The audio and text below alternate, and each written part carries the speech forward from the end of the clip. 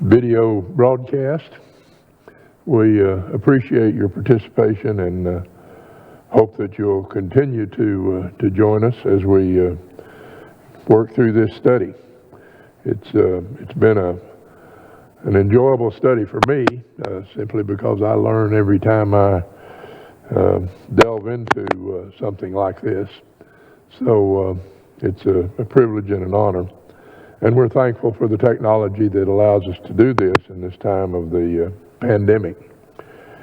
You'll recall that last week we were studying about lust, and of course Christ related that to adultery and said it was the same as adultery. And then we also talked some about marriage, but a couple of points about the marriage that Christ discussed here. The Sermon on the Mount is a class about Jesus' teachings in Matthews 5 through 7. It's not a class about marriage, divorce, and remarriage. The cultural background concerning why Christ is teaching what he is to the people of the first century involves the women and how they were treated. They were considered property, and so consequently were not very well considered. Christ is clear about when divorce is acceptable, and many have not lived up to God's ideal. The reality is none of us have about most sins. Otherwise, why did Christ have to die? Another important thing to remember is that the audience in Matthew 5, verses 7, are primarily God's covenant people, not Gentiles or non-believing Gentiles or pagans. Pagans and non-believing Gentiles were condemned for not honoring God in Romans 1, 18 through 23, and beyond our purview here. To conclude, Matthew 5, 31 and 32 is not dealing with all the questions and intricacies about marriage, divorce, and remarriage. In these verses, Jesus was attacking those who purposefully abused the marriage contract, using divorce to satisfy their lustful desires and marry someone else. And we should strive to make sure that our actions today help marriages grow stronger rather than tearing them apart. So that's kind of a summary of what we did last Sunday.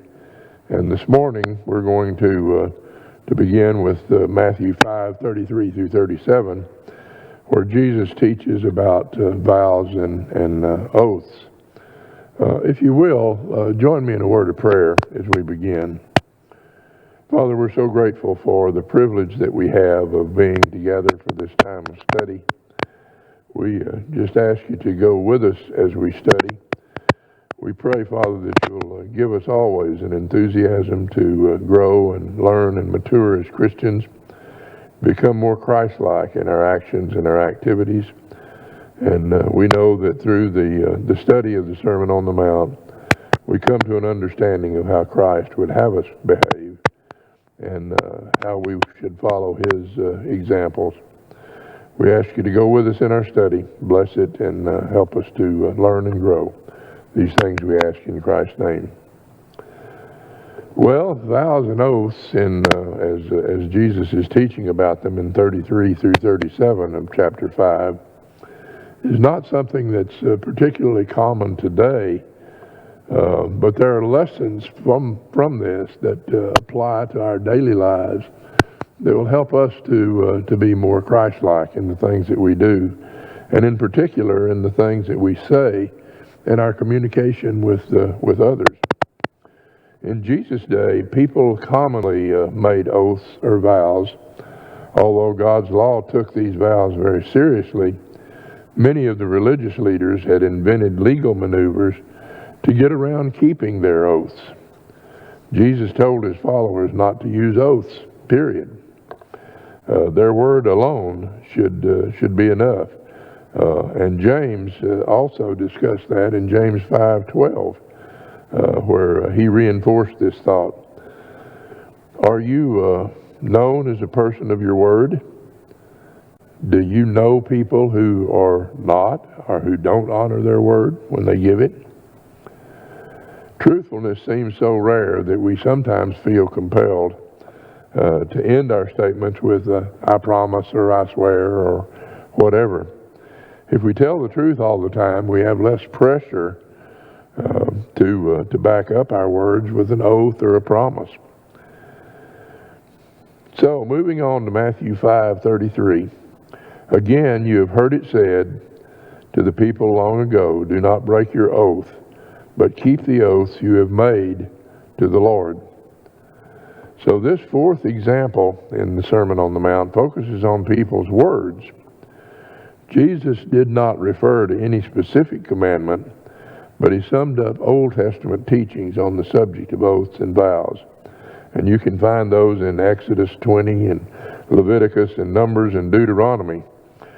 When a person made an oath in this particular society that Jesus is addressing, it bound him or her to keep it, whether it was an oath to another person or an oath made to the Lord. In Matthew 34 through 36, Jesus goes on to say, but I say to you, do not swear at all, neither by heaven, for it is God's throne, nor by the earth, for it is his footstool, nor by Jerusalem, for it is the city of the great king. However, Jesus told his followers not to swear or make oaths at all. Who were the religious leaders of the day? Well, they were the scribes and Pharisees, and they had designed an elaborate system, if you will, indicating how binding of an oath was, depending on how the oath had been made. If you said the right thing or the wrong thing, you didn't have to keep it. Such a system was a contradiction in terms, because an oath, by definition, is a binding statement, and it made light of God's law. If you were involved with this system, the leaders said that if they swore by heaven or by earth or by Jerusalem, they could get out of their oath by a penalty because they did not make vows in God's name. Jesus explained that an oath is an oath is an oath. A promise is binding before God, no matter what words are used, and it would be somewhat ridiculous for a person to say that he or she didn't really invoke God's name on the oath. Heaven is God's throne. The earth is his footstool. Jerusalem is the city of great kings. Furthermore, Jesus added, nor shall you swear by your head, because you cannot make one hair white or black. Even the hairs on people's heads belong to God, so a person cannot get around an oath by swearing on his head. In other words, because people had made oaths into an elaborate system allowing for deceit, Jesus explained that his followers ought not to make oaths at all. We ought to be so well known for our honesty and truthfulness as Christians that we would not need to make an oath. Do you think Jesus was condemning oaths in court and others? I don't think so. Jesus was not condemning the use of oaths in a court of law, nor vows made to God, such as Paul fulfilled in Acts 18:18. You'll recall, if you look that up, that Paul cut his hair as part of a vow.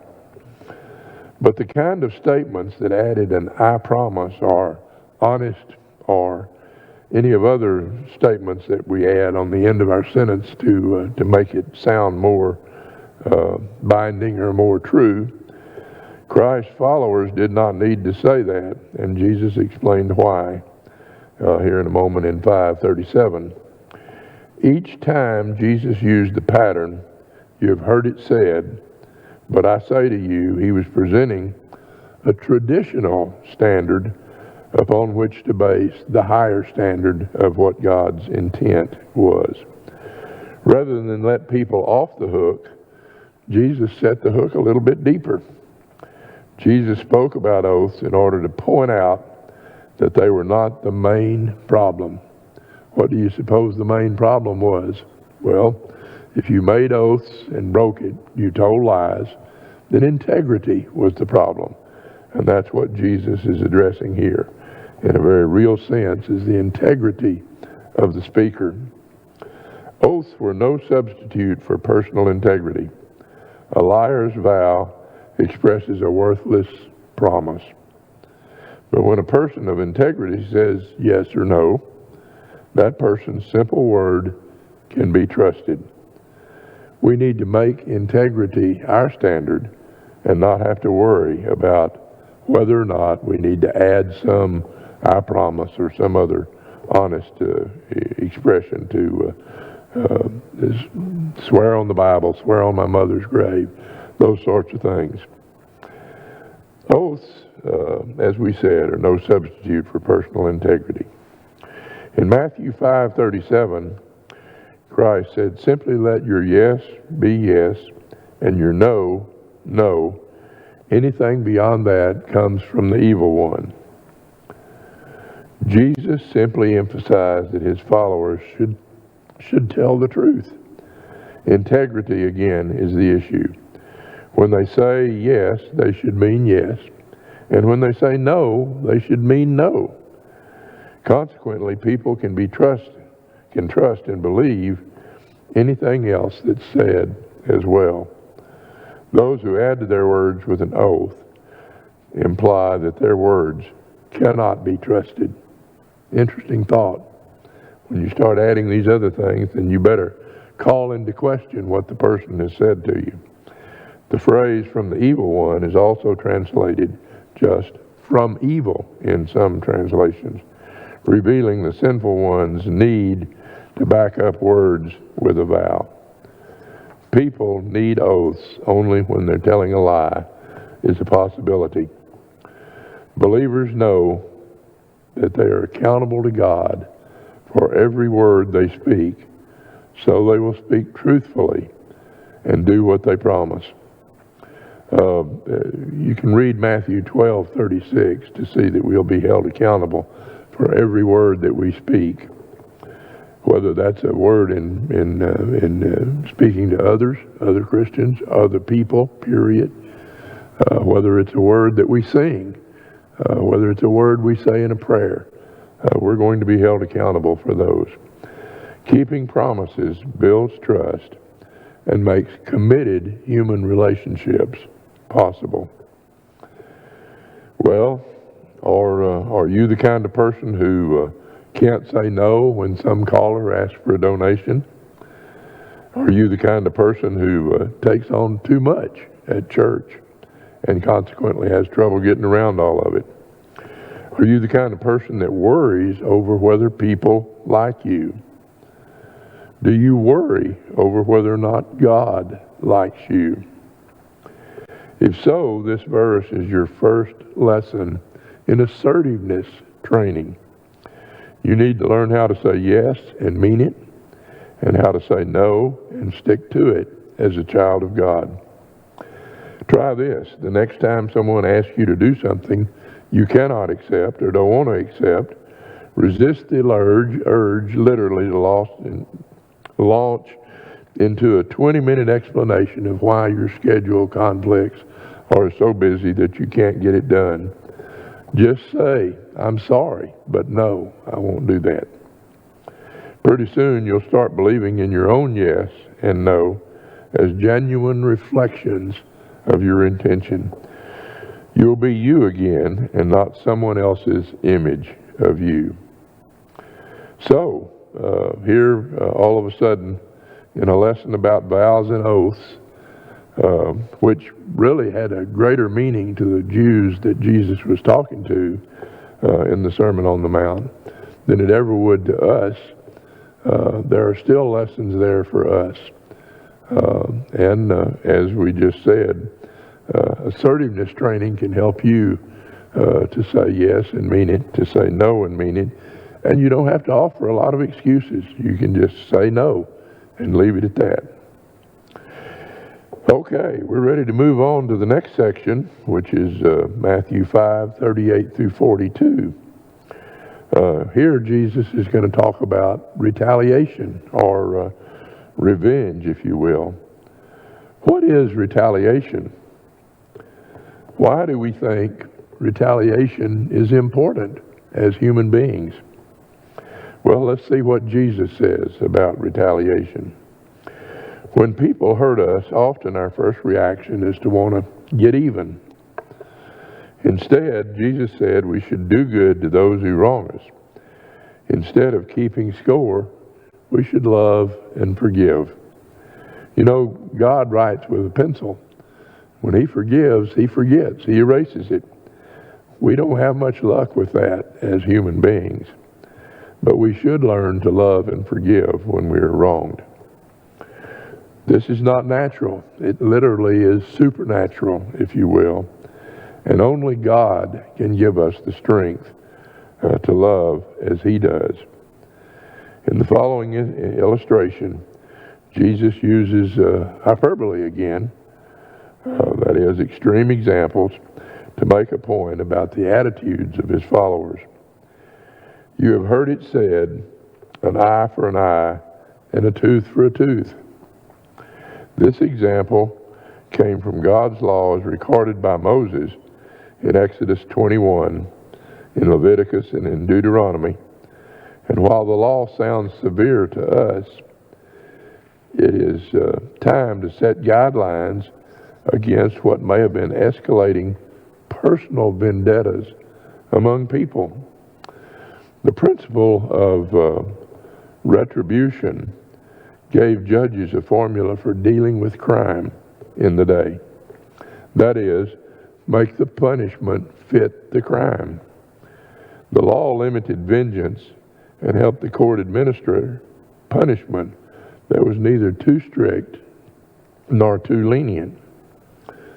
In Matthew 5:39, but I tell you to resist an evil person, but whoever slaps you on your right cheek, turn the other one to him also. Well, the word resist translates a word that is also used for take legal action against. And I think, judging from what we know about the Jews of the day in which Jesus lived, legal action was something that they jumped into on a regular basis. Not only did Jesus command against getting back at someone physically, He commanded getting back at someone by other means as well.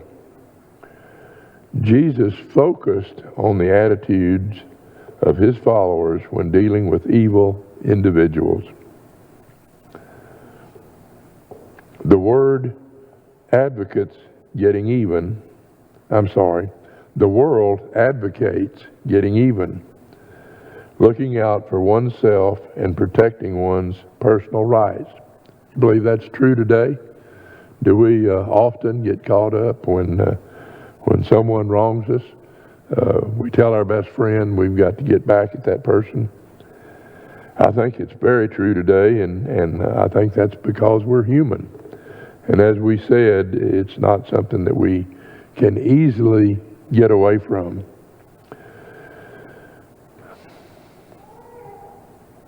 Jesus' followers, however, were to hold loosely to their personal rights. Jesus taught us that we should prefer to forego those rights for the sake of bearing witness to the gospel and to the kingdom. And when you think about most of what we've said in the Sermon on the Mount, it has dealt with the idea of giving up personal rights and being an example to the world of what Christ was, is, and of what we are as Christians. Being willing to set aside one's personal rights does not mean that believers have to sit passively while evil goes unhindered. Do we believe that? I don't know that we do. Paul dealt with this matter in Acts 16 and in Acts 22. Paul was beaten publicly by the rulers of the day, and then they sent word to the jailer just to release him. And Paul, in some of those verses, says, "No, you beat me publicly. You put me in jail publicly. Now you want to hide behind just releasing and hoping that I'll go away. I expect you to come and release me and give me a public apology."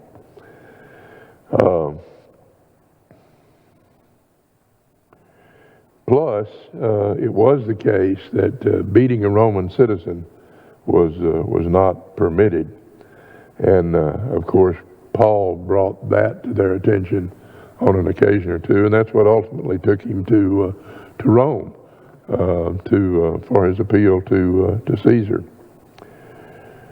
Well, what does a slap on the right cheek mean? If you think about it, if you think about a right-handed person, if they're going to slap the right-handed cheek of someone they're talking to, it's a cross backhand slap.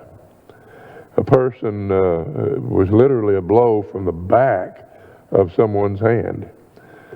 An act that even today shows the greatest possible contempt. Slaps are something that we should not do. We don't do. And yet, when we do it, it is something that shows contempt, dislike, frustration, anger. A person who slapped another in this way was giving a great insult. According to Jewish law, the one who slapped another faced punishment and a heavy fine. Thus, the law was on the side of the victim. The victim would have every right to take this offense to court. And again, as we said, courts were a common solution for the Jews, even though God had told them to deal with those issues themselves. Jesus said not to take the legal channels, however, but to offer the other cheek for a slap as well. Jesus did not ask his followers to do what he would never do. He received such treatment and did as he commanded as they were getting him ready to crucify him, and we know that story well. Jesus wanted his followers to have an unselfish attitude that willingly follows the way of the cross instead of the way of personal rights.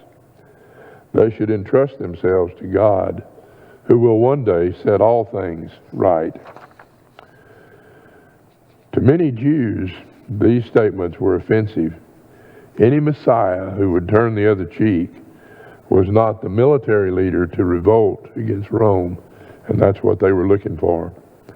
Because the Jews were under Roman opposition, they wanted retaliation against their enemies, whom they literally hated.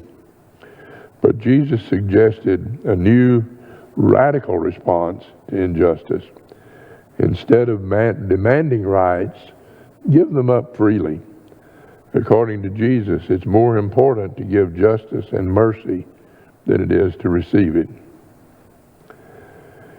Well, there is a cycle of revenge. The eye for an eye and tooth for a tooth formula expresses a pretty harsh standard of justice. When the principle was applied in the Old Testament, Exodus, Leviticus, and Deuteronomy again, the conduct involved punishment administered by society at large to a personal crime. Practicing this principle on a personal level leads to revenge. Far from settling offense, revenge often escalates them. Why? Well, if you think about it, this is because we don't just get mad, we have to get even. And often get even means getting just a little more than even. We don't want to quit when we get even. We want to go beyond that. In the face of this human dilemma, Jesus proposed a better way, the radical response of love. His standard was not an attack on the necessity for justice. Rather, Jesus was presenting a practical, rational, and holy way to deal with the personal conflict and offense. The apparent impossibility of our generating love and concern for our enemies on our own directs us to God for help. Rely on Him for strength to give an appropriate response. That's the only way we can do that as humans, because, as I said, our nature is want to get even, and even means really a little more. In Matthew 5:40, Jesus goes on to say, if a person wants to sue you and take away your tunic, let him have your cloak also. Well, that takes some explanation for us to understand what is meant by these words. Under God's law, no one could take a person's tunic.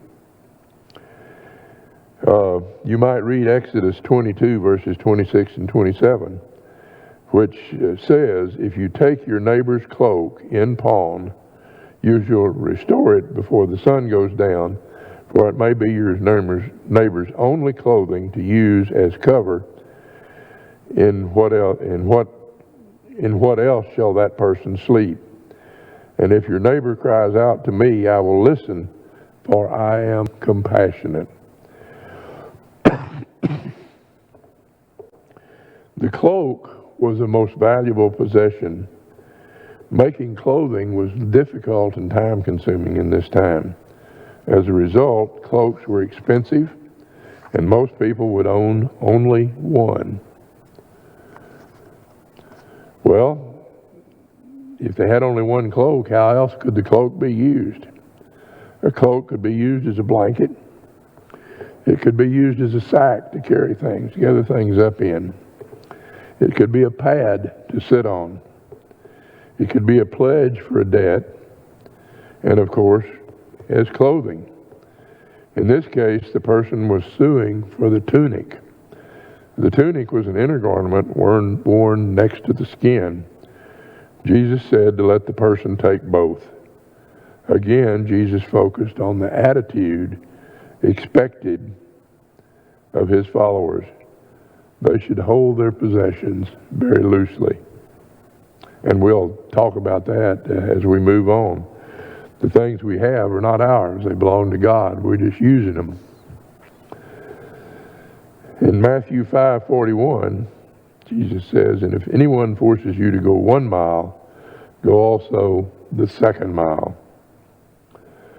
This is an allusion to the forced labor that soldiers could demand of ordinary citizens, commandeering them to carry their loads a certain distance. 1 mile was the term that was used for 1,000 paces. Why did the Jews hate this law? Well, mostly because when a Roman soldier asked them to do that, it indicated that this person was in subjection to the Roman soldier, or in subjection to Rome, if you will. And as we've already noted, the Jews hated the Romans. Yet Jesus said to take the load and willingly go 2 miles. Jesus called for a serving attitude. He himself exemplified this throughout his life, and especially at the cross. So, Jesus set the example for us through his whole life. Jesus' words probably shocked his hearers. Most of the Jews expecting a military Messiah would never have expected to hear Jesus issue a command of non-retaliation and cooperating with the hated Roman Empire. By these words, Jesus was revealing that his followers belong to another kingdom. They need not attempt to fight against Rome, as did the Zealots, a military group of Jews, which could only end in defeat. Instead, they should work on behalf of God's kingdom. If doing so meant walking an extra mile, carrying a Roman soldier's load, then that was what they should do. If in an unequal power situation, as the Jews were in with the Romans and with the Roman soldiers in particular, you have no choice about the 1st mile. The Roman soldier had a sword, so you carry his gear. It's a mile in an hour you can never get back. It's spent, it's gone. You're the loser if you view it that way. Well, what's to be done? The second mile is your choice. It's your way of saying, God is in control here. He gives me energy, and a mere mile does not exhaust me. That sword is nothing. God is everything. Do you want to know where the real power lies? Try to keep up with me, and I'll tell you so, is what Jesus would say.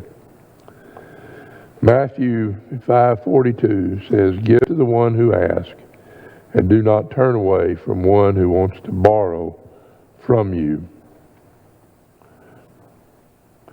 Jesus' followers should have a generous spirit. Because they loosely hold on to their personal rights and possessions, as we illustrated above, they belong to God in the first place. While people should not blindly give away their possessions, and the book of Proverbs makes several recommendations on this, Jesus illustrated that the heart and attitude that he expected of his followers, they must be willing to put others' needs before their own and others' rights before their own.